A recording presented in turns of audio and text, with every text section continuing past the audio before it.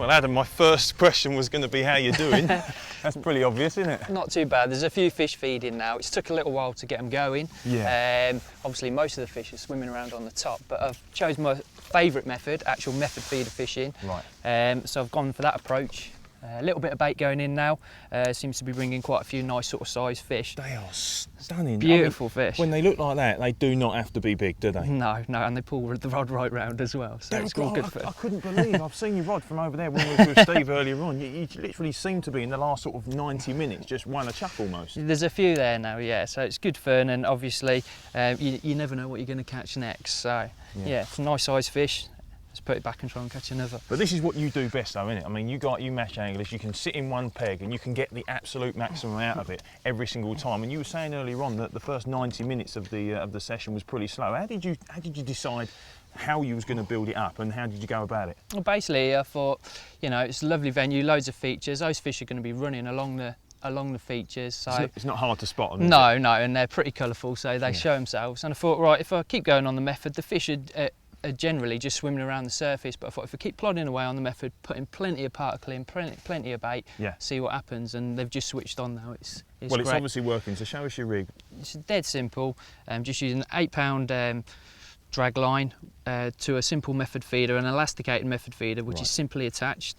All we do is I have a little twist in my line with a little loop on the end. So what does the twist do?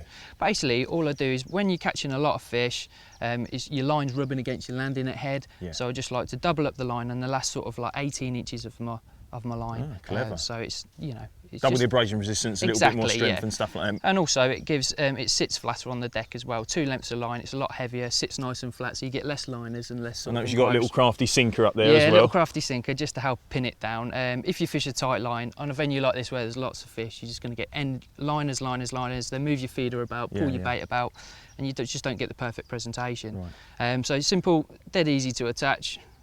Just limp it over, and that's it. And then you've got a tail rubber that pulls over the top. Right. So a small elasticated feeder, it's got black hydro elastic in, which is ideal, just cushions the fish. Right, well, load it up for us. Okay, mate, it's simple. Best hook bait at the moment has been luncheon meat. So I sort of pick a cube. This has just been through a 6mm cutter, so they're just standard 6mm pieces. Thread it through just on a normal needle. Yep. I've got a little bait band there off the back of the hair, and then all I do is basically see, that's clever. I've not seen that bait band before. And then just pull the bait band in, and then and that will just hold into position. So that's fine. It's just dead quick and easy. So load the feeder up for us, because some people leave the hook link out, some people pull it in. What's your preference? My preference is obviously match fishing background. We like to get as quick bite as possible. So I want that bait to be on show on top of the bait which they're coming to take straight away. So I bury my bait on top. I'll show you how to do it. First of all, I put a single layer on, and I put this first layer on as tight as I possibly can. Simple. Put it in the mould. Press as hard as you possibly can, just to get a nice coverage over the feeder. So that's your base bait, basically. And then I put a small layer in, sort of like quarter of the feeder full. Drop my hook bait in the middle, like so. Fold it over so the line's all out the way of the feeder. Press it in, not so hard this time. Give it a little squeeze, and that's your hook bait. And it just pops straight out of there, really straight out, yeah. It's a silicone mould. It just falls out perfect, so it's ready to go, dead quick. And obviously, on a match angler's point of view, the quicker the better.